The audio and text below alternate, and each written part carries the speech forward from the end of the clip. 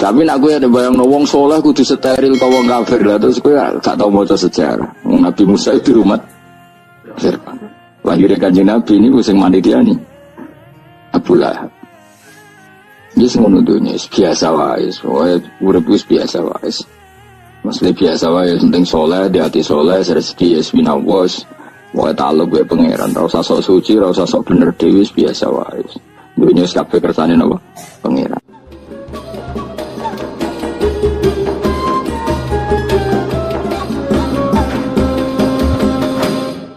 Ayaqulu tegese dawuh sapa Allah lahum maring ahlul jannah salamun alaikum rupane dawuh salamun alaikum. Iki cerita-cerita sing gampang-gampang wis. Nah sampean kepengin paham ilmu swarga kok ora rasane napa. Kok angel menerangno. Pokoke ning swarga iku kepenak napa? Kepenak. Saya sampean nak terangno swarga niku wis pokoke swarga. Ora usah bayangno mlebu swarga. Dimulai sakniki. Ya nak ya khisimun ya dan kan apa ketika terjadi kiamat niku tak khuduhum warum khisimun. Jadi manusia itu takdir itu seneng tukaran. Karena tadi sengketa yang mari tukaran, pendapat baik yang masih nyari yang terbaik, sama-sama kebenaran nyari yang paling benar. Karena manusia itu dari awal kurang penggawean. Jadi barang apik cek diperdebatno dengan yang luwih napa apik. Sehingga bayangannya pangeran niku soben nak kiamat kapan saja terjadi wong lagi sibuk para padu lagi sibuk gegeran wis mesti karena tadi manusa niku mun watak dasare niku konflik ya tadi misalnya pengurus masjid bahkan mungkin organisasi perdamaian itu pas rapat ya tukaran padahal organisasi ini perdamaian ya tapi pas rapat lalu solusinya apa? Solusinya begini sih, tok debat gini, padahal no, organisasi no, perdamaian, tapi ya tetap tukaran, asal cek manusia itu tukaran. Uniknya lagi manusia itu kalau ingin damai juga harus punya alat untuk tukaran. Nah orang ya tidak. Lalu kalau nanti ngaji kitab dalam salah satu kitab ada makalah gini, Idza aradta as-sulha fasta'idda lil harbi. Kalau kamu ingin damai, maka siapkan alat perang sebanyak mungkin.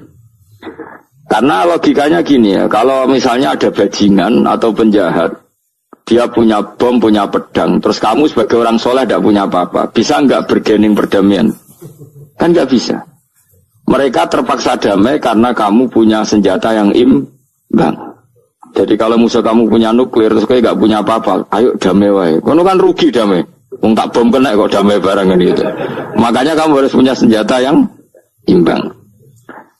Makanya dalam tafsir-tafsir itu diterangkan ketika Allah menyuruh kita wa'iddu lahum mastata'tum min quwwati wa min ribatil khayli turhibuna bi aduwwa. Kamu umat Islam harus menyediakan alat perang sebanyak mungkin. Itu bukan berarti Allah menyuruh umat Islam perang terus ibuatan. Dalam keadaan dunia yang banyak gesekan seperti ini, orang itu bisa damai justru kalau sama-sama punya senjata. Dan itu teori itu dipakai seluruh dunia. Sekamane cara sing didelok wong akeh sing ora jare. Misalnya Amerika kan terkenal dikjaya, Korea Utara ben dirgani Amerika kudu gawe senjata sebanyak-banyaknya. Ya sudah seperti itu sudah teori yang dikatakan Quran. Karena manusia punya watak dolim. Watak dolim itu nak ora diimbangi ya mesti yang satu diinjek. Makanya dalam fikih Islam itu lucu. Fikih rodok jorok tapi gelem ra gelem kayak kudu setuju. Nek cara fikih iku kayak dibojo ayu cah elek. Nek ra gelem mbok kumpuli ra wajib mbok nafakoi. Dadi kono iso ngancam gak bukai dhuwit ra tak kei. Ajane rodok jorok fikih. Itu cara fikih memang gitu. Perempuan itu tidak wajib melayani suaminya jika tidak dikasih nafkah. Lucu deh fikih yang merovokasi sing lanang. Dan wong lanang ra wajib nafkahi nek ra dikei. Iku wis ora usah terangno iku opo. Jadi fikih itu karena ngikuti teori umum. Makanya Mbak Mun itu fikih kata beliau itu, aku mbek fikih ini ra cocok. Aku apa mau omah tapi dagangan perkara itu. Tapi memang secara prosedur fikih gitu. Mana wong kere-kere itu pancen wis ora entuk jatah kelon karena ra iso nafkahi gitu. Itu cara fikih. Memang seperti itu. Karena kere kok pola, no? Kere kok pola. Kalau nak kere kudu ganteng. Jadi orang untuk jatah, sing wedok sing seneng lah itu untuk jatah. Tapi nak wis kere elek, ya wis nelongso perkarane memang. Jadi karena seorang istri wajib melayani suaminya jika tidak kodak nafkoi. Bahkan menurut fikih Islam itu boleh rafa. Jadi oleh rafanya hakim. Pak Hakim suami saya kere itu boleh. Dan itu bisa diceraikan oleh siapa? Hakim. Jadi rafa. Karena tadi manusia itu yakhisimun di mental konflik. Dan mental konflik itu tidak dihilangkan Allah sama sekali kecuali nanti setelah di surga. Makanya Allah ngendikan apa? Wa naza'na ma fi sudurihim min ghillin. Jadi sifat dengki, sifat hasud itu dihilangkan nanti setelah di surga. Hanya di dunia itu antar wong soleh ya mesti hasud. Mana ada sing ora soleh, sing soleh wae kudu hasud. Ya senine ngono. Waduh Indonesia ini rebutan dari presiden iku rebutan masjid geger. Bahkan rebutan ngeklaim nak salate paling sah, torekoe paling bener iku ya geger. Padahal yang ngerti otoritas itu yang pangeran, tapi manusia tetap menang kalah pokoknya geger. Besok sak PT nak sing dalan yo geger. Kalau sering Pak besok balapan itu kadang kisah nopo sak PT sak PO itu. Karena nanti bayangannya pangeran itu ya mesti terjadi pangeran sing ngendikan kiamat itu tak khudurum warum yakhisimun. Jadi ben ora men yasinan tok ora paham tak tulung bangunan ora paham bangetan. Wa hum fi ghaflatin minha bitakhusumin wa tabayu'in wa aqlin wasyubin. Mesti manusia itu di mental takhusum saling berebut. Makanya cita-citanya Sayyidina Ali dawuh Sayyidina Ali ana awaluman yadsu baina yaday rahmanil khusumah dari Sayyidina Ali. Saya nanti pertama ketemu pangeran itu akan melaporkan musuh-musuh saya. Jadi cita-citanya dene gitu. Aku lah di rencana ngono. Aku lah di ben seru no. Jebule bareng lapor kok ala wah ya nyoror. Sayyidina Ali beda wae anak gue wis lapor jebule. Salah. Karena apa? Ya itu tadi. Manusa itu pokoknya ngono. Pertama manusia itu Nabi Adam. Itu ya wis geger mek malaikat. Dari pangeran Adamu khalifah, dari malaikat khalifah kok manusia mesti seneng geger. Tapi malaikat protes itu ya geger dhewe, wong pangeran sing duwe kawula kok ngangkat digegeri. Jadi pangeran ra trimo. Wong aku sing duwe makhluk gawe aturan kok mbok gegeri. Iku pangeran. Jadi manusia pertama itu ribet, pertama ribet mek malaikat. Bareng Qabil mek Habil ya ribet mek dulur. Mulai dhisik perkara wedokan. Terus kunane kuno wedok mari ribet. Kalau wedok tambah ribet. Soalnya dunia itu ribet tes dinikmati no? Dinikmati. Makanya banyak orang top itu. Kalau punya kenalan banyak orang top. Itu ribet itu di manage. Jadi ada salah satu tokoh Indonesia itu terkenal sekali. Nak pidato ra kontroversi ra iso turu, tapi nak wis pidato wong bingung kabeh iso turu. Niku saya sangat kenal orangnya. Agar supirnya takoki, "Mau piye?" Tak pidato ini bingung ta. Nah dijawab bingung kecewa deh. Dia jawab bingung sedanten, wah seneng terus iso turu deh. Karena memang konflik itu manusia terus seperti itu. Jadi apa ya? Kebaikan pun makanya ada guyonan ini betul kisah nyatanya, tapi reputasi bernegaranya ini karena sensitif. Ada negara tertentu yang muadzin itu digaji 30 juta. Jadi orang-orang melarat dari muadzin itu 30 juta. Naiknya BMW. Imamnya itu digaji 70 juta. Berhitung saja kalau 70 juta satu bulan, satu sholat berapa? 70 dibagi 30. Kira-kira berapa satu hari ini? 2 juta ya, sekitar 2 juta 200 lah. Enggak kayak Indonesia, imamnya fakir-fakir, terus muadzinnya fakir-fakir. Dikira itu satu prestasi negara itu karena mengapresiasi, menghormati muadzin dan jebule sing kiai Indonesia aja penak. Madekman ke sholat terus. Mesti lah madekman ke sholat terus lah ono gajine. Akhirnya kecewa dong. Semenjak itu ora berani cerita prestasi negara itu pada Indonesia. Dia itu bangga negaranya itu menghormati imam sampai digaji, muadzin digaji. Terus dikirakan Indonesia dinya. Imam Indonesia kan fakir-fakir, kadang wis padasane elek imami dhewe, koma dhewe. Terus macam-macam lah. Nah. Tapi dekne gak ngerti nak Indonesia ku pinter tukaran, pinter debat. Oh, berarti ke sholat terus iku perkara ono gajine to ngono. Makanya imam di sana sergap-sergap karena kalau nggak ngimami dipotong gaji. Semenjak itu negara itu nggak pernah cerita prestasinya negaranya mengelola imam. Nah, itu dunia-dunia mari geger. Saya sering debat sama banyak kiai karena itu. Gue setuju di masjid imami digaji sama ndak. Misalnya saya partai ikhlas, setuju ndak biar imam itu ikhlas. Ada yang partai realistis, mereka kan punya keluarga harus digaji dong, kalau enggak kasihan. Partai realistis versus partai ikhlas. Menang mana coba? Menurut hukumnya Allah mungkin menang ikhlas, tapi partai realistis, masuk uang kok ngimami tok untuk gaji. Artinya apa? Dalam kebenaran saja bisa diperdebatkan, apalagi barang benar batil. Karena manusia itu punya mental wahum yakhisimun. Ya sudah seperti itu. Makanya nanti benar-benar gak ada konflik itu di akhirat. Nah akhirnya imam itu gak bangga. Surga ngimami wangsane hebat nih, boleh mergo digaji. Nanti man ke sholat terus ngono gaji ini. Artinya sholatnya orang Indonesia itu luar biasa. Imam-imam Indonesia tanpa gaji kok. Ya resikonya kadang mutung, itu kan gak masalah.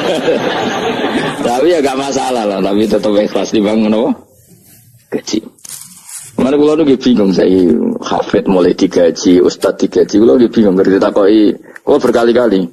Beberapa pemprov kan ingin mengapresiasi hafid dapat insentif terus ustad. Wah gerita koi, jenengan termasuk yang setuju apa enggak? Muni setuju kok didik uang kedunyan, muni ras setuju hafid betul duit kok ora oleh. Tapi mending ini, uang alim reso mikir dunia, mending ada seperti. Itu yang tanya itu kadang ya gubernurnya tanya saya, bupatinya tanya saya, Gus di daerah mana-mana itu ustadz, guru madrasah itu dapat insentif. Cara jenengan Rembang setuju apa enggak? Aku jawab gue ngelatih ustadz seneng duit yo ora apik. Nentang ustadz untuk rezeki yo ora apik. Ustadz fakir yo akeh tenan. Nah gua kan wong keramat, gak mati masalah cara orang untuk gaji. Tapi kan tidak semua orang keramat. Kalau wong keramat untuk gaji tetap gagal. Tapi rata-rata ustaz kan tidak keramat. Gak keramat, bojone cerewet. Cek kumpul mertua. Nggak, kalau sampean misalnya jadi, nggak ini cerita wakisimun. Seman setuju nggak kalau ada hafid itu dapat insentif?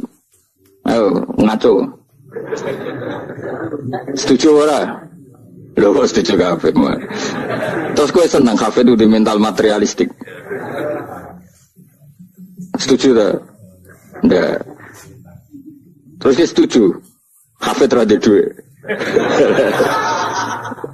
Mungkin ya, jadi sebelum saya jadi memang kebaikan saja bisa diperdebatkan. Makanya dulu kalau ulama, makanya ijtihad itu penting. Ulama dulu itu kalau gejolak-gejolakan itu dalam hal yang tidak mujma'alah ya, tentu dalam hal yang tidak apa mujma'alah itu gejolak-gejolakannya itu nggak pernah selesai. Karena memang sesuatu itu pasti mirip ke sana, mirip kemari. Makanya disebut ra'yuna shawabun yahtamilul khata' wa ra'yuka khata'un yahtamilus shawab. Pendapat saya itu taruhannya benar dulu tapi ya mungkin salah, tapi pendapat Anda salah tapi mungkin benar karena mirip-mirip. Misalnya zaman sahabat itu sudah jadi perdebatan gini. Setelah Mekah ditaklukkan Rasulullah dan setelah Rasulullah wafat dan Islam sangat-sangat kuasa, bukan sekedar kuasa lagi, sangat kuasa. Paling enggak menguasai Mekah Medina. Itu perdebatannya gini. Kita keluar Medina apa enggak? Sebagian sahabat, enggak, kita di Medina. Ini ardu Rasulillah, ini muhajaru Rasulillah, tempat yang dipakai hijrah Nabi. Kita keluar dari Mekah, enggak usah. Sholat di Mekah itu fadilahnya sebagaimana 1000 sholat. Wah, debat gitu. Yang separuh enggak. Nguyai segoro itu apik tau. Mekah Medina sekarang sudah jadi negara Islam, tapi banyak bumi lain yang belum ada Islam. Menyebarkan Islam itu penting, enggak penting. Efeknya meninggalkan Mekah Medina. Hanya separuh sahabat yang meninggalkan Mekah Medina. Mimpenihim itu orang-orang keren, Kak Sayyidina Ali. Sayyidina Ali akhirnya sakan Al-Kufah. Dia hidup di mana? Kufah. Abu Darda hidup di Syam. Salman Al-Farisi hidup di Palestina. Karena dia milih pendapat, kok nguyai segoro, sehingga sampai harus ditinggal. Akhirnya menyebarkan Islam kemana-mana. Termasuk barokahnya mazhab itu ada yang ke Cina, terus terdampar di Selat Malaka, terus ada yang ke Aceh. Makanya banyak yang berpendapat Islam masuk Indonesia ya era apa sahabat. Tapi kalau ditanya bagaimana hukumnya meninggalkan Mekah Medina, Ya buruk, negara sebaik itu kok ditinggalkan. Tapi bagaimana hukumnya membiarkan bumi lain tanpa dai, ya buruk. Terus kejawabmu piye? Jadi dalam kebaikan saja ada perdebatan. Kayak gue ya misalnya, dia hukumnya dolan mbek konco traktir ya apik. Dia hukumnya nraktir konco nganggo jatah belajani bojo. Elek. Akhirnya jadi lanang-lanang jono dhewe ke sono jatah bojo atau jatah konco. Karena dia mau cukup nak ora. Ya sudah semua manusia itu wahum yakhisimun. Makanya sampean kalau beda pendapat itu sing biasa wae. Coba wong saiki beda pendapat geger. Beda pendapat itu sudah fitrah. Enggak mungkin lah. Kita ada beda pendapat itu enggak mungkin. Di kampung-kampung kalau ada masjid speaker di mana-mana saya sering ditanya. Wadah yang progus kandhani nak adzan juga banter-banter, mengerameni tonggo. Nak niat salat ora usah adzan nek teko. Bar. Sing sitok yo ora kudu banter ben siar. Sing sitok mau sedemen dipisoi tok, mergo sing ora seneng malah mau misoi tok, sing wis seneng tanpa adzan pun yo tanpa adzan rame-rame maksudnya wis salat ke milandi. Dulu tuh perdebatannya gitu. Abu Bakar nak wiridan yang masjid itu wirih banget, selirih-lirihnya. Umar nak wiridan bianter, tapi ranggusan sistem zaman itu, tapi banter aja. Tapi sengamai ini lah intinya sengamai. Ketika Abu Bakar ditanya Rasulullah ya Abu Bakrin kenapa kamu melirihkan suara? Jadi saya itu malu sama Allah. Dia itu zat maha mendengar. Jadi saya merasakan suara itu malu. Kayak pangeran butuh suara keras. Umar ditanya, kenapa kamu terlalu keras? Umar jawabannya sederhana, betul-betul ngantuk. Makanya nggak ada satupun ulama yang mengatakan Umar itu afdhalu min Abi Bakar. Mungkin jawabannya yo kadang sederhana banget. Malahnya ijma' di sunnah itu Abu Bakar afdhalu min Umar. Kalau nak jawabannya beneran ngantuk. Padahal jawabannya Abu Bakar, kalau nu isin kalian pangeran yang maha pendengar kok banter-banter. Rasulullah dalam banyak hal ya gitu, ketika banyak masalah itu sahabat dongo banter-banter. Nabi duka, innakum latatuna as-somma. Kamu tidak berdoa sama zat sing budak. Maka kamu enggak usah banter-banter. Jadi andaikan ada istighosah pakai sound system banter-banter itu ya perlu dipertanyakan. Yang pengiran wis krungu gegere ngono lho Bang misalnya. Tapi misalnya mazhab itu kamu pakai. Terus ada pertanyaan, dangdutan saja banter. Kenapa kalimat ibadah boleh banter? Masalah mana? Ya asal isi dunia itu masalahnya. Kemilan dia. Ini cerita saja. Kalau manusia itu istighosah jaluk tolong sama pengiran kan? Pengiran sudah dengar tanpa sound system apa enggak? Kenapa banter-banter? Nah, tapi kalau tadi dibalik dangdutan saja banter-banter, kenapa kalimat ibadah boleh banter-banter? Jadi manusia itu memang potensinya itu ya khisimun dalam kebaikan saja khisimun. Jibril kurang kondangi itu buantai malaikat-malaikat liane. Masyhur itu siapa yang enggak ngerti Nabi Ibrahim? Nabi Ibrahim itu nabi keren. Diobong ning geni ambek Namrud. Jibril datang. Saya utusan Tuhanmu, melihat kamu mau dibakar simpati. Nah, terus piye jari Nabi Ibrahim? Ya nak gue juk tolong tak tolong ya. Ndak saya tidak minta tolong sama kamu. Wong kowe padha aku padha makhluk. Kena wani ngomong mbek Jibril. Nabi Ibrahim santai. Maksudnya aku mbek aku sing nulung. Kowe kondo aku tak kandakno pangeran. Jare malaikat Jibril, jare Nabi Ibrahim, lho nak soal pangeran rasa kondo kowe wis pirsa. Artinya ngene lho, padha kekasih pangeran yo bantah-bantahan ajenge wae. Nah ngono nang partai politik ora men geger. Mana ana partai politik geger biasa, wong Jibril geger mbek Nabi Ibrahim biasa wae. Lan iki sampeyan takoki mungkar nangkir kudu wani ben seru napa? Takoki marbuka kula guru TPQ. Ngenyak uang guru TPQ sing ditakoki marbuka, sing mulang niku kula. Sampeyan ra tau mulang malah takok. Jelas. Balik. Ben ngerti. Itu masyhur itu, termasuk keramatnya Imam Malik itu gitu. Dia itu punya teman guru madrasah. Neng akhirat dicetakoki mungkin nakir marbuka. Malaikat Malik matur pengiran Gusti. Malaikat jinan kandhani iki ambek guru tauhid itu takoki marbuka. Akhirnya pengiran nyalano malaikat yo sing jenis ngono iku coba takoki. Lucu dong guru tauhid itu takoki. Sesuai kaji Nabi bisa takoki waman Nabi juga. Salah perkara. Kaji Nabi Muhammad terus takoki waman. Iya tapi ku Nabi malah takoki waman Nabi. Makanya menurut pendapatnya ulama-ulama itu pertanyaan mungkar nakir itu tidak bisa digeneralisir. Tidak semua orang ngalami itu. Saya tidak punya rencana untuk mengalami pertanyaan itu. Karena pasti bila-bila. Nah, angger wong ngono Kanjeng Nabi kena pisan. Terus Kanjeng Nabi apa kena pertanyaan waman Nabi juga. Kan ora kebayang. Makanya masyhur itu. Sama lihat itu di kitab Nurul Dholam itu karangannya Syekh Nawawi. Syekh Nawawi Al-Bantani itu sarahnya apa itu Aqidatul Awam. Yang Nurul Dholam yang sarahnya apa? Aqidatul Awam itu. Itu dikarang Syekh Nawawi itu diantara keramatnya siapa itu Sayyidina Umar. Sayyidina Ali itu pernah minta ya Allah beri saya kasaf mukasafah mau kepengen ramletene Umar zaman ning dunya ngeruang disentai jajal dekne iku hubungane piye mbek mungkar nakir wani gak nyentak mungkar nakir mergo pikirane Sayyidina Ali Umar itu ning dunya kenangane ngeruang tau disentak Umar jake wani gak nyentak sinten mungkar nakir. Minta sama Allah supaya ngalami kasaf itu ya mukasafah lah, mukasafah tahu alam gaib. Itu di dunia wali biasa, nak kira tahu ya bangetan. Di dunia wali itu biasa dan itu pasti mustajab. Mukasafah nih, setelah Umar mati, kabundut terus ditunggu nih bedanya minta kasaf kan. Tawanan Umar tangi turu, tangi ke kuburan sawante. Mungkin akhir teko dengan wajah yang sangat mengerikan. Mesti dinali nyeritakno wajahnya itu kal kidril kali kaya ombreng sing nyala. Wes seru. Wah, saya dinali kalah iki kiok rasane kiok.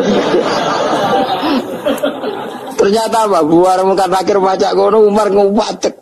Kamu tahu kamu enggak bisa apa kamu itu? Saya ini teman dekatnya kekasihnya Allah. Ada ini nggak ada ala kancane. Kamu tahu saya ini siapa? Ana sohibu habibillah. Saya ini temannya kekasihnya Allah. Bukan akhir mulai mikir, waduh, piye. Orang nyentak wes disentak sih. Ini bisa kamu pakai nanti. Berah aku, wah itu biasa gue jalalan ngalor itu. Sebenarnya cari muka lagi, ayo jajal woto. Ya repot. Siapa ya? Kan gue woto, ratan woto. Kan mau gue woto. Akhirnya karena akhirnya nangis nih pengiran. Nangis Gusti, selama ini saya biasa nyentak, kenapa sekarang malah dibentak gitu. Terus kata Allah, ya sing sopan sithik iku semenjak iku mungkar nakir itu punya aturan. Yes ngene aturane, ojo prosedur teman-teman wae nek ketemu kekasihku ojo garang teman-teman. Semenjak iku sudah ndak sekarang itu. Terus dinali intine terus oh ternyata konsisten. Maksudnya Umar itu ning akhirat pun masih main sentak. Ya bagus lah konsisten maksudnya apa? Bagus. Karena tadi manusia itu punya mental wahum ya khisimun. Itu enggak bisa enggak. Sudahlah. Di perdebatan kebaikan, makanya rapat keluarga apa? Masih niate silaturahim wis tetep dolan ning dulur niate silaturahim bareng dulure rapati perhatian. Dolan ado-ado rapati rahab. Geremeng kan padahal niate silaturahim. Iya ada organisasi perdamaian kira-kira di internalnya banyak konflik dah. Banyak padahal jenis organisasi perdamaian. Coba itu bom-bom dari Amerika atau mana itu kalau ngebom negara tertentu kan karena negara ini apartheid atau apa. Tapi untuk berdamai juga melewati apa? Bom dulu. Untuk memaksa satu negara gak perang dia dipaksa dengan alat perang. Coba Indonesia dijajah Jepang tuh mau pulang karena dipaksa sekutu. Jadi untuk damai saja dipaksa dengan alat perang itu dunia. Betapa ada idealnya dunia untuk damai saja harus perang dulu. Makanya Idza aradta sulhan fasta'id dalil harbi. Kalau kamu ingin damai pun harus menyediakan alat perang. Karena kalau nggak punya apa-apa pasti diinjak-injak. Ya sudah seperti itu, ini dunia semuanya nggak pernah sempurna. Apa damai harus perang, harus paling nggak punya alat perang. Karena mentalnya manusia itu wahum yakhisimun. Sampai pas kiamat itu cek wahum yakhisimun. Makanya ya sudah seperti itu. Tapi nanti insya Allah barokah kesolehan itu perdebatannya dalam kesolehan. Kayak yang dialami malaikat Jibril dan Nabi Sinten Ibrahim. Malaikat Jibril empati ya karena kekasihnya Allah dibakar. Ibrahim merasa dekat sama Allah, gak perlu perantaran malaikat siapa? Jibril. Itu bagus ya perdebatan dua orang soleh. Banyaklah Rasulullah dengan Jibril. Ya sering kadang-kadang debat, tapi perdebatan orang-orang soleh itu memang luar biasa. Coba-coba debat kayak Indonesia bagi negara sebelah sisi itu. Wah negara kami imam masjid itu digaji gini-gini. Niatnya pokrol juga jadi kayak Indonesia. Mantik man ke sholat terus lah no gaji ini. Jadi akhirnya kan, ya malu tuh. Ternyata sholatnya terus itu karena apa? Gaji. Orang Indonesia tetap sholat tanpa gaji, tapi gerbangnya jalan terus. Loh iya saya sebagai dia itu sering bingung kalau ditanya gitu. Saya sering kenal bupati, gubernur. Kalau sering tanya, saya itu ingin mengkhidmati agama di Jawa Tengah atau Jawa Timur, ingin ngasih insentif sama guru Madin. Saya sebagai dia kan bingung, mau disetuju didik uang material, mau nira setuju, mosok ustadz tapi untuk rezeki kok ditentang. Nah gue jenis setuju apa menolak? Dan Mustafa yang khusus yang setuju, terus bosan dan lebih melarat tuh. Ayo setuju orang. Nah aku mau ngalih mana takdir terus. Suara kena dipikir itu ya, suara kena dipikir. Ya karena tadi saya sudah seperti itu. Mohon terus nang. Wamtazil yauma ayyuhal mujrimun. Ayaqulu lan dawu sapa wa ta'ala. Imtazil yauma. Ini oleh nafsir Imam Suyuti wamtazil yauma ayyuhal mujrimun. Terus wawune niku dilebokno lafaz yaqulu wa yaqulu. Tegese lan dawuh sapa wa ta'ala dawuh imtazil yauma. Imtazumi sawo sira kabeh al yauma ing dalem iki dina ayyuhal mujrimuna wong-wong sing dosa. Dan iki nunjukno nak zaman ning donya iku kancanan wong kafir sing ora harbi iki angsal. Mergo orang bener-bener terpisah dari wong kafir teng akhirat. Makanya ulama-ulama tidak mengharamkan misalnya ada mahasiswa Indonesia kuliah di Jerman atau enggak apa-apa. Sementing jaga imannya. Karena wajib terpisah mbek wong kafir iku nak wis teng akhirat imtazul yauma ayyuhal mujrimun infaridu adil mukminin intakhtilatihim bihim. Saat di akhirat benar-benar orang mukmin harus terpisah dari orang kafir karena alamatnya berbeda. Tapi kalau di dunia kan ada hajatil muamalah, ada hajat muamalah. Ya, tadi asal tidak harbi, ada asal kafir yang tidak musuh kita. Karena ada hajat muamalah. Ya, ada hajat apa? Muamalah. Mau tidak mau. Misalnya kamu ya haji ya pakai pesawat. Bikinan Amerika. Orang Amerika bisa punya uang ya nak pesawatnya kepayon tinggal haji. Kalau enggak ya ada yang rental ya bangkrut. Ya tapi kau nak misalnya ranggu pesawat terus sampai melaku. Ya asal di dunia itu pasti ada saling interaksi sosial. Paham ya? Nah nanti benar-benar terpisah wamtazil yauma ayyuhal mujrimin itu nanti. Nanti. Dia tidak bisa dihindari.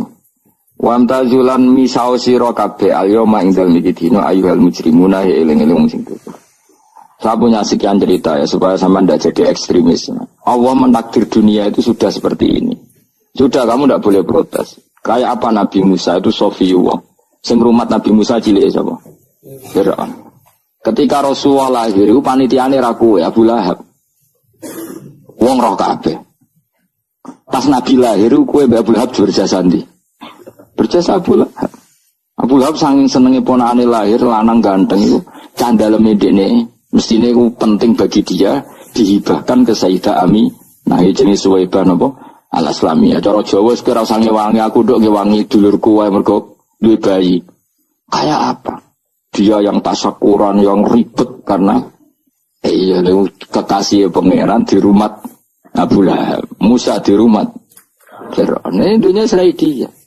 Ya sudah seperti itu, kamu mau apa?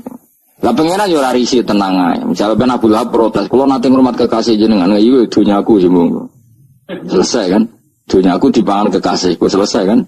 Misalnya Fir'aun protes, riyen sing umat Musa kula lho Gusti, nganggo dunyane sapa? Dunyane jenengan ya wis masalah ya apa? Pangeran santai wae wis. Tapi nek kowe ada bayangno wong saleh kudu steril ta wong kafir lah terus kowe gak tau maca sejarah. Nabi Musa itu umat Fir'aun. Lahir Kanjeng Nabi ini sing manitiani Abu Lahab. Wis ngono dunya biasa wae, urip wis biasa wae.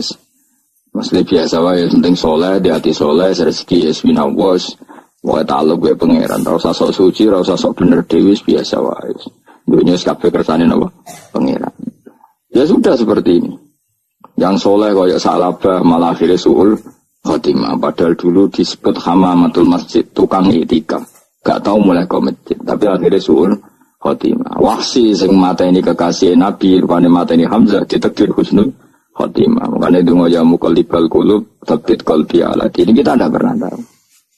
Nah, kenapa kalau saya ngaji PD, mereka aku muji pangeran, saya tidak pernah mikir awakku, tak penting awakku, penting muji pangeran. Ngaji itu artinya kan muji pangeran, muji ilmune pangeran, ya sudah selesai. Itu anakku itu aku mikir awakmu dewe. Mulane ndonga mek ngaji ku derajate dhuwur ngaji, mergo ngaji muji pangeran, nak ndonga mikir awake dewe. Makanya masyhur itu ada dua kelompok di masjid, yang satu diskusi halal haram, yang satu berdoa. Nah, terus Nabi keluar dari rumah berdiri sempat ragu, saya kemana? Akhirnya Nabi ngendikan mereka itu berdoa kalau Allah mengabulkan ya disembadani. Tapi mereka belajar halal haram. Itu perintahnya Allah, saya sebagai Nabi. Terus akhirnya Nabi gabung kelompok yang belajar halal haram. Karena belajar halal haram artinya ingin menghidupkan hukumnya Allah Ta'ala. Tapi nak wong donga kepingine iku kabul kajate. Intine mikir awake dhewe. Makanya saya termasuk ulama yang sering berdoa. Tapi ya berdoa tapi kadang-kadang. Nah kowe kan gak kontribusi ning agama rapati ora ndonga. Oh dasar murahan. Ya tapi piye mulang ya ora payu. Jadi kadang-kadang kula dibantah. Lah jenengan mulangi payu Gus. Lah kula ora payu, ndonga-ndonga ngono. Ya tapi aku ngerti pangeran ra bakal nyembadani barno ra wis. Pangeran yo paling wis tidak isi dik ngono cukup ngono. Kula termasuk orang yang enggak setuju ya kalau orang sholawatan terus berlebihan tapi khidmah ini Nabi kurang. Maksudnya gini loh, sholawatan berlebihan ya. Redaksi sholawat tentang Nabi itu kecil. Bukan sholawat jumlahnya enggak. Redaksi tentang Nabi itu kecil. Sementara tentang keinginannya itu saya tidak suka. Saya suka sholawatan itu ya yang nyifati Nabi banyak. Kemudian keinginannya kecil. Itu bagus. Kayak Ihya Abdul Hasan As-Sadili itu. Kalau dongo itu jaluk swidik paling garis paling terakhir. Misalnya gini. Nahmaduka ya man wa la ilaha illa anta rahmanur rahim. Itu langsung in sampai nyifati Allah itu 99. Buar ngono nganti berkuras-kuras. Lagi terakhir mau jaluk dongo sithik. Nah kowe kan enggak muni muji Allah mau basa-basi tok. Alhamdulillah rabbil alamin wassalatu wassalamu ala Muhammadin. Mau go syarat tok. Baru ke Allahumma inna nas'aluka nganti tolong warik. Tolong halaman. Tapi pas muji pangeran alhamdulillah rabbil alamin wassalatu wassalamu ala Muhammadin. Baru terus dongo jaluk mapan tolak buala. Yo tau aja. Mana jare pangeran muji kekasihku suwidik dongane kecangkeman. Lah saya tuh gak suka jenis itu. Harusnya sholawatnya itu yang panjang. Maksudnya nyifati Nabi yang panjang. Baru mintanya sedikit. Itu bagus ya. Di akhlak. Makanya saya diantara sholawat yang senang itu sholawatnya Habib Ali Al-Habsyi yang ngarang Simtutur. Kalau beliau baca sholawat itu sholatan yattasilu biya ruhul musolli alaihi bi. Bayam basitu fi qalbi sirru nuri ta'alluqi bi wa hubbi. Wa yuktabu biya bi inayatillahi ta'ala fi hisbi. Jadi dia baca sholawat itu, ya Allah berikan sholawat kepada kekasihmu Muhammad. Dengan sholawat ini rohnya saya, musolli itu rohnya saya yang membaca sholawat, bisa sambung dengan rohnya Rasulullah. Dan setelah sambung saya terhitung sebagai orang yang mencintai Rasulullah. Dan saya berharap dari cinta itu saya tertulis sebagai umatnya.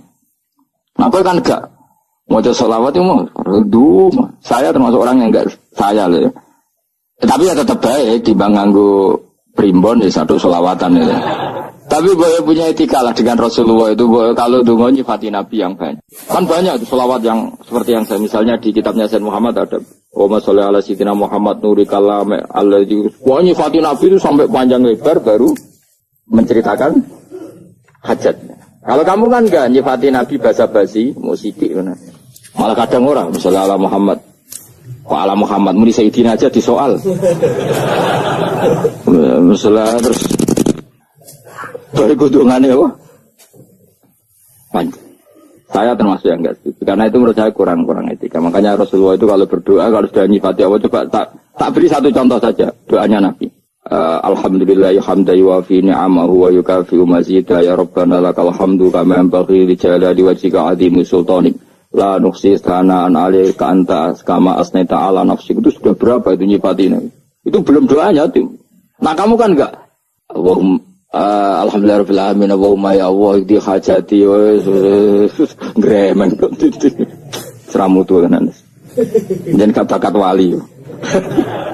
Lah jero kula iku sisih dene. Kula sering ngamini dongane wong ngono tapi ning atiku amin itu maksudnya amin barno mawon Gusti. Tapi aku amin tapi amin Gusti barno mawon Gusti. Wong ora jelas ngono berarti. Jadi aku muni amin tapi amin barno maksudnya ya Allah barno amin maksudnya. Jadi karena tadi setahu saya doanya para nabi, para wali itu memang seperti itu. Ya coba itulah doa tadi aja yang saya sebut itu berapa kalimatnya? Apa? Alhamdulillah hamdan yuwafi ni'amahu wa yukafi'u mazidah ya Rabbana lakal hamdu kama yanbaghi li jalali wajhika 'azimi sultanik. La nuqsi sana'an 'alaika anta kama asnaita 'ala. Enggak terhitung pujian saya kepada engkau sebanyak engkau memuji pada diri engkau sendiri.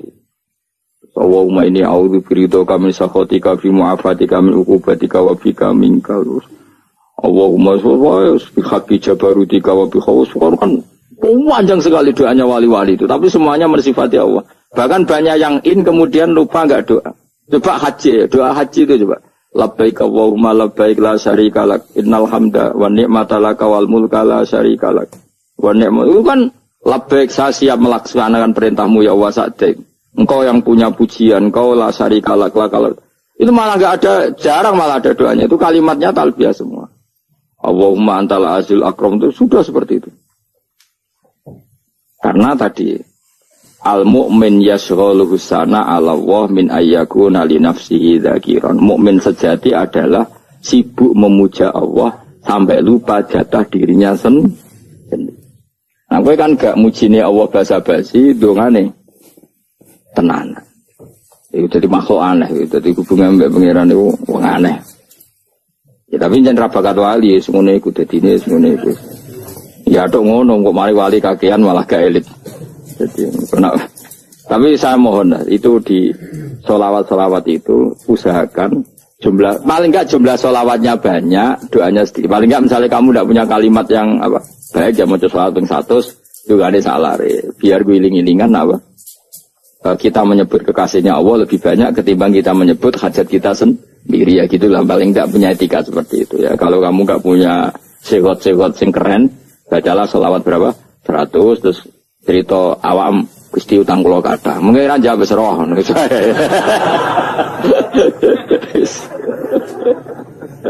Tapi kan kita menyebut kekasihnya sampai 100 nyebut utang bisa. No cowok nyebut kekasih bisa, nyebut utangnya 100. Berarti yen sampeyan ditakoki pangeran, kowe nyebut kekasihku piro pisan, nyebut utang 100 dasar ra utang ngono-ngono kan. Ya ada, saya termasuk orang yang nggak setuju tadi. Jadi kalau redaksi sholawat cari yang mujinya Nabi lebih lebih banyak. Karena itu nanti lebih diridhoi Allah Taala. Coba Allah sendiri kalau nyebut nabinya itu hitung saja. Laqad ja'akum rasulun min anfusikum. Jadi rasulun min anfusikum seorang rasul yang sejenis dengan kamu. Terus azizun orangnya sangat terhormat. Alaihi ma'anitum rasul ini siap menanggung apa yang kalian tidak mampu. Kowe ra bakal mlebu swarga baru kaya syafaate Nabi akhir mlebu swarga. Kowe ra kelar korban Nabi tahu ngorbankan kita semua.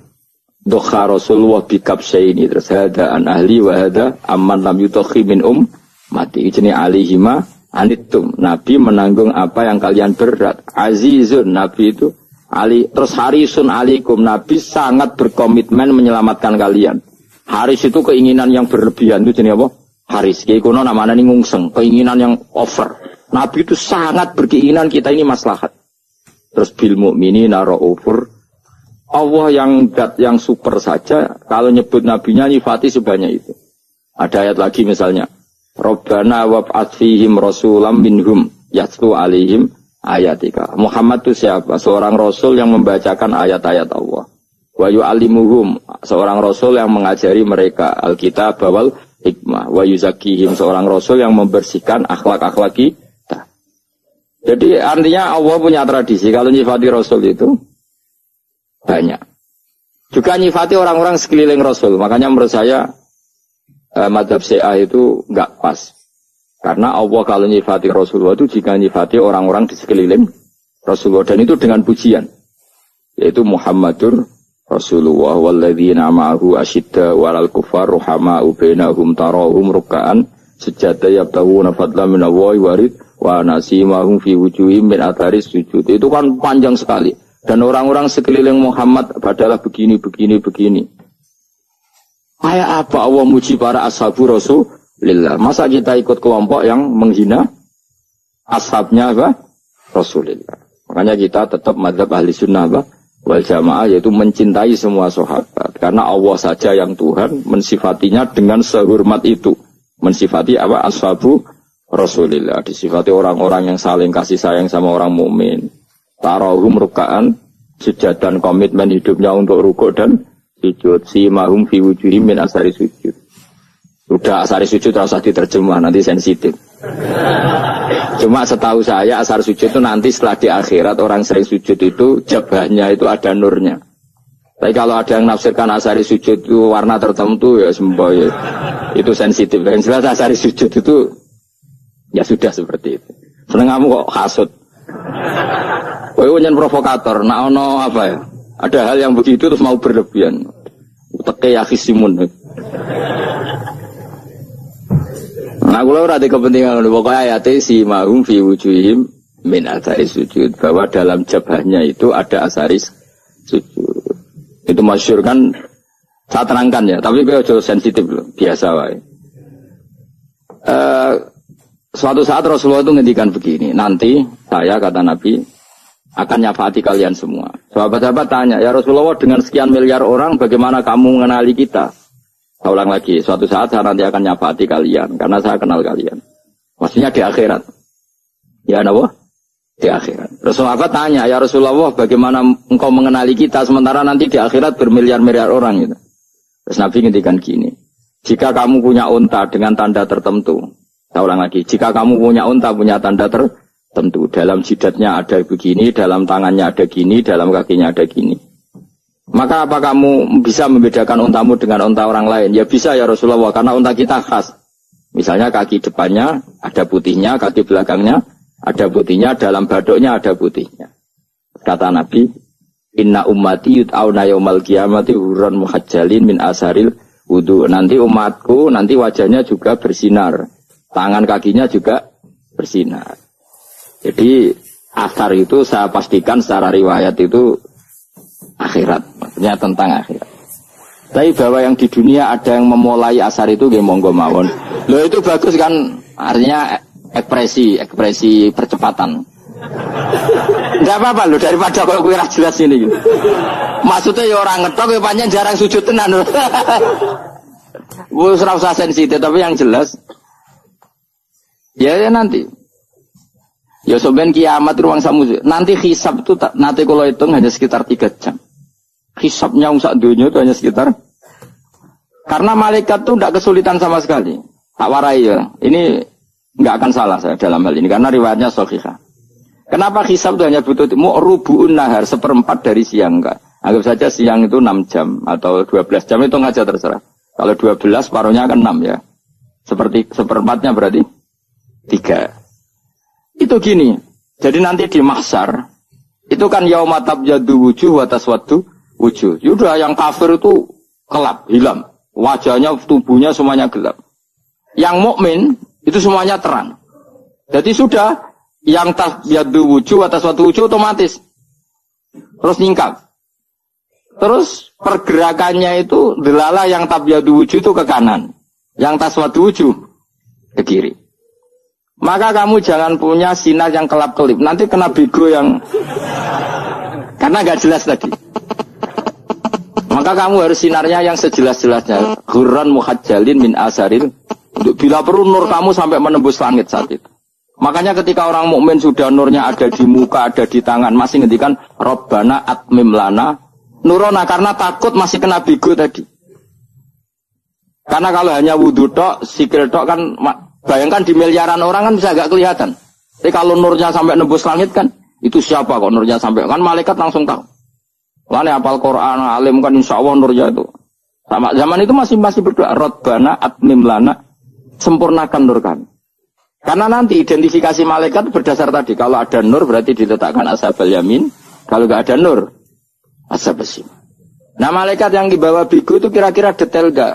Dugaan saya kalau kelap-kelip pasti kena shimal. Wah ini partai kiri. Kan, komnas yang wudhunya mau dulet sirah tok sidik. Karena anak mazhab Syafi'i. Sebetulnya meskipun itu sebaiknya kalau basuh sirah itu kabeh ben ora kelap kelip mana aneh pepesa terus dulat-dulat tok. Iku soben ya itu. Kelap kelip. Ya sudah ya. Setelah itu kata ngendikane pangeran yu'raful mujrimuna bisimahum fayukhadu bin nawasi wal aqdam. Orang-orang pendosa kelihatan maka diletakkan di kiri.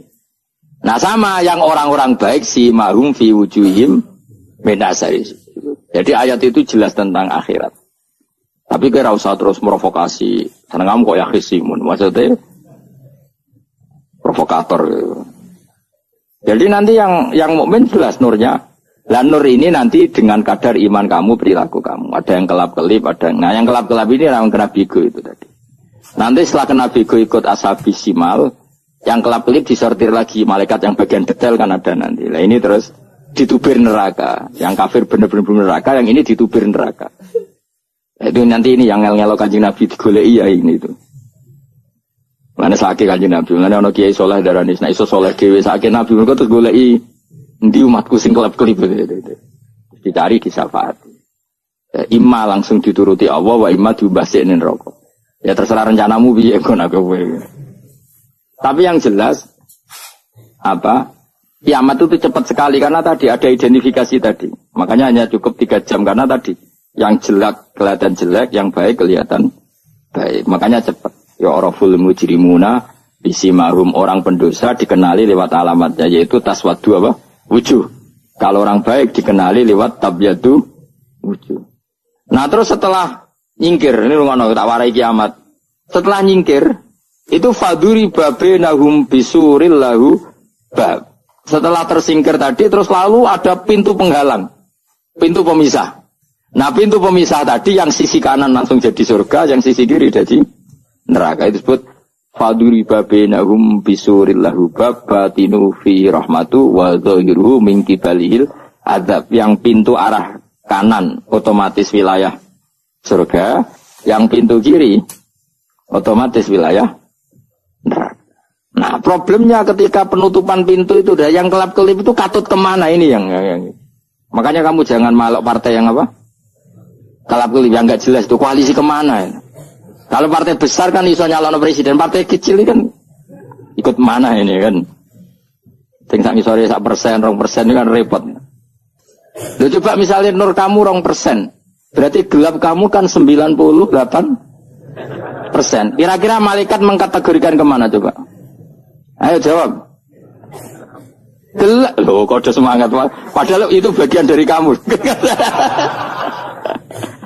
Kalau satu tubuh itu sinarnya hanya 2%, kira-kira kategorinya itu partai gelap, partai terang. Kode semangat kau ada. Berarti kegaruk kemana? Kiri. Tapi bisa saja malaikat cara berpikir gini. Tapi kok ada cahayanya ya? Padahal kata Allah, yang bercahaya ashabul yamin. Kan nggak ada bilang cahaya terang. Bisa saja malaikat, alhamdulillah berpikir begitu. Ya nanti kita rayu saja supaya berpikir ini kan yang penting ada cahaya. Kan Allah tidak bilang terang apa kelap-kelip. Ya mungkin saja asal ada cahaya dikategorikan lahu nur, punya apa? Nur. Tapi yang jelas saat itu pun yang sudah punya cahaya masih berdoa Rabbana atsmim lana nurona. Ya Allah, saya mohon sekali nur-nur kami sempurna. Jadi ini saya bantu teman-teman yang hafid-hafid supaya tahu maknanya ya. Dan yang nggak hafid ya dengar ya. Kalau nur itu penting. Makanya Nabi itu kayak apa? Nabi itu orang super. Itu kalau ngendikan maj'al min fauqi nuran wa min tahti nuran wa an yamini nuran wa an simali nuran, sampai terakhir Nabi masih mendoa untuk dirinya waj'al li nuran, dan semua tubuh saya jadi nur. Saya Nabi sudah gitu. Ya Allah, jadikan sisi depanku nur, belakang kami nur, kanan nur, kiri nur, terakhir itu apa? Waj'alni nuran, dan doa semoga semua tubuh saya jadi nur. Itu termasuk doa yang sering saya baca. Karena saya takut kelap-kelip tadi, ini bahaya ini kalau malaikat. Saya tidak tahu cara berpikir malaikat tadi. Apa ngitung 98% maka dikategorikan apa? Gelap. Apa dihitung nurnya saja? Wong instruksinya Allah kan yang ada nur ashabul yamin. Meskipun kelap-kelip kan punya nur. Saya tidak tahu nanti ikut 2% ikut mana kalau di partai koalisi itu? Ikut yang menang biasanya, ikut yang apa?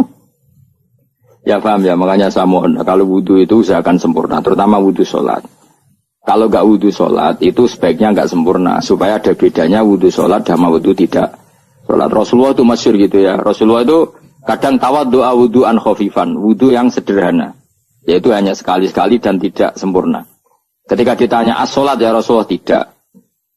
Misalnya saya habis makan, mau tidur, biasanya ya wudhu, tapi tentu tidak perlu sesempurna kayak wudhu sholat, biar ada bedanya. Rasulullah juga gitu, beberapa kali beliau wudhu tapi tidak sesempurna wudunya untuk sholat. Masyhur itu di riwayat tawaddu'a wudhu'an khafifan duna wudhu'ihi lis sholat. Tapi kalau wudhu untuk sholat asbaghal wudhu, menyempurnakan wudhu. Jadi supaya ada bedanya wudhu sholat dan wudhu tidak sholat. Saiki gak wong ora iso ngaji podo kabeh. Abu Bakar ya gitu. Ana wong poso sunat kok nyediakno buka dimarahin. Istrinya pernah nyediakan buka beliau untuk puasa sunat. Itu embernya dipecahi Mbak Abu Bakar. Ditanya, kenapa gitu? Apakah kamu akan menyaingi Ramadan? Jadi gak boleh memperlakukan puasa sunat kayak Ramadan. Ya biasa saja kalau puasa sunat tuh, wah, buka kolak, opo. Ramadannya ya iri tuh. Ini gimana kok saya disaingi ini? Jadi kabeh itu ada proporsinya, ada apa? Makanya megang Quran ya wudu, megang wudu. Nah, tapi gitaran terus wudu, pengiran tersinggung. Iya kok menjaga gitar wudu. Jadi gak boleh kebaikan disaingi itu juga gak boleh. Bapak gue sergep wudu sampai nyekel gitar. Untuk Quran tersinggung, wah semen ibu gak sembunyi kan. Malaikat panitia kan ya tersinggung. Kabeh itu kan ada proporsinya, apa? Ada proporsi. Itu hebatnya Rasulullah. Jadi kalau beliau wudu, bahkan wudu itu wudu li sholat sama tidak sholat itu. Misalnya sholat sunat. Sholat sunat itu kamu mampu ngadeg boleh nggak duduk? Boleh. Kalau sholat fardu nggak boleh, biar ada bedanya. Fardu itu spesial, nggak boleh, harus berdiri. Kalau sunat pun harus berdiri. Fardu tersinggung. Iya sunat kok nyanyi aku kan gitu. Ya, makanya sholat fardu wajib berdiri. Ya, sholat sunat boleh duduk meskipun mampu loh ya. Nggak boleh sama. Sholat sunat pun harus berdiri. Berarti ada sunat menyaingi fardu. Ya jelas ya. Jadi aturan main itu harus jelas. Nggak boleh. Makanya Abu Bakar itu nggak mau kalau ada orang puasa sunat kemudian apa? Abdullah bin Mas'ud lebih parah. Dia itu tukang nyuwepeng orang yang selalu sholat duha. Makanya saya itu duha itu jarang, karena takut kena sweepingnya siapa? Abdullah bin Mas'ud. Itu ada orang khusyuk tiap hari duha, disweping sama dia. Apakah kamu menjadikan sholat ini jadi fardu? Kok mbok lakoni bedino? Awas nampak lakoni bedino. Daerah akhir duha dilakoni bedino. Perkara ini butuh duit. Itu kalau zaman Abdul Mas'ud kena sweeping apa? Karena berarti menandingi fardu. Yes, ora usah anut ilmu ku bahaya itu sensitif. Cuma ini kan ilmu tetap tak utarakan biar kamu tahu, enggak boleh fardu disaingi itu enggak. Coba kan banyak ketentuannya tadi. Contoh paling gampang itu apa? Kalau sholat fardu boleh enggak boleh apa? Duduk. Sholat sunat boleh duduk. Sholat sunat boleh di kendaraan sesuai jalannya kendaraan. Aina nama tawajjahat bi Rohilatu. Kalau sholat fardu, kalau kamu naik unta harus turun untuk memastikan di kiblat. Jadi banyak sholat sunat kamu dalam keadaan najis sudah tidak boleh dilakukan. Kalau sholat fardu, karena saking pentingnya fardu, meskipun dalam keadaan najis yang menemukan alat sesuci harus tetap sholat. Jenenge sholat dihormatil waktu, karena nggak boleh fardu ditinggalkan. Meskipun nanti harus karena nggak boleh mengalahkan fardu, meskipun itu oleh najis. Jadi misalnya kamu pergi hanya bawa satu celana, kemudian di terminal atau apa kena najis, kena uyah sampean misalnya, kamu harus tetap wudu dan sholat. Karena nggak boleh fardu ditinggalkan. Meskipun nanti harus karena sholat kamu tidak sempurna. Dalam keadaan celana kamu najis, boleh nggak sholat sunat? Oh nggak boleh. Karena kalau fardu itu darurat, memang sesuatu yang harus, maka dilakukan. Tapi kalau kamu dalam keadaan nggak suci, nggak boleh melakukan sholat apa? Sunat. Karena fardu itu spesial apa? Spesial. Bun kalau terus nanya. Wamtazil yauma ayyuhal mujrimun. Ya, jadi orang mujrimun harus terpisah dari orang apa? Mukmin. Dan yang keharusan itu ketika di surga. Tapi kalau di dunia ya boleh muamalah boleh. Ya muamalah yang halal maksudnya. Infaridu tegese misal sira kabeh ana mukminin sing pira-pira mukmin intaktilatihim. Nalikane campure kufar utawa al mujrimin bihi kelan al mukminin. Rujuk ibu wale mboten napa. Maksudnya rujuk itu awalnya ya sami intaktilatihim mukminin bihi kelan kufar utawa kufar ning mukminin. Alam ahad ilaikum ya bani Adam. Alam ahad ana ta ora merentano ingsun ilaikum maring sira kabeh. Amurkum tegese ana ta ora merentano ingsun kum ing sira kabeh ya bani Adam ya bani Adam. Ala lisani rusuli ing atase lisane para utusan-utusan ingsun. Bukankah saya telah merintahkan kamu wahai bani Adam Allah ta'budu setan. Yen ora menghamba sira kabeh asetan ing setan. Ngendikane pangeran kowe ijek kanut setan ku nemen. Bukankah sudah saya perintahkan kamu tidak boleh diperbudak napa setan. Maknane la tutiu tegese aja taat sira kabeh ing setan. Inna usak temene setan laku maring sira kabeh aduun musuh mubinun kang jelas.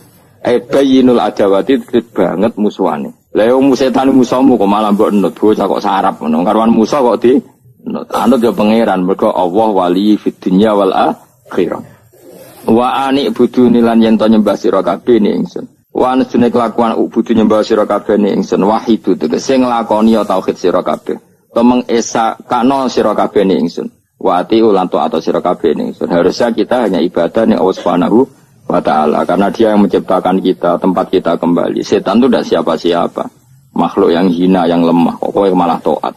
Taat yang nenggone dat sing super, sing gawe kita, sing memberi rezeki kita, dan dat yang kita kembali. Ya, saya kira demikian. Assalamualaikum warahmatullahi wabarakatuh.